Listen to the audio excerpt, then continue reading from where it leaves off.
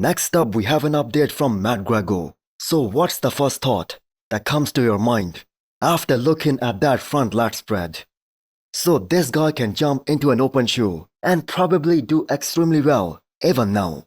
Just take a look at his overall muscularity and the density that he has.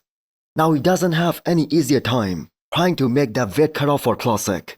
And the reason is he has been one of those guys who has put on muscle at such a fast pace. Probably one of the fastest growing guy in that entire Classic physique division. And we have to keep in mind, previously he was competing in the men's physique.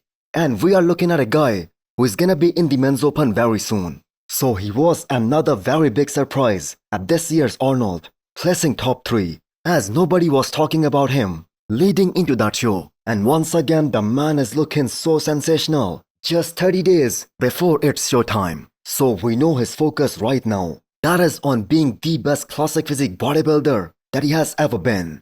And the goal will be accomplished this year, as this is probably gonna be his highest placing at the Olympia in Classic. But that being said, who would not agree?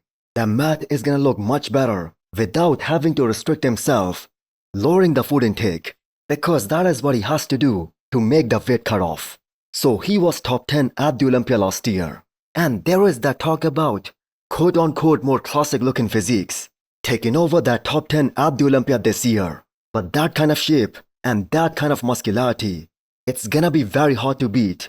And for those of you guys who do not know, he's working with Chris as his coach, who always brings him in a phenomenal condition, and Derek Lunsford, that is his training partner.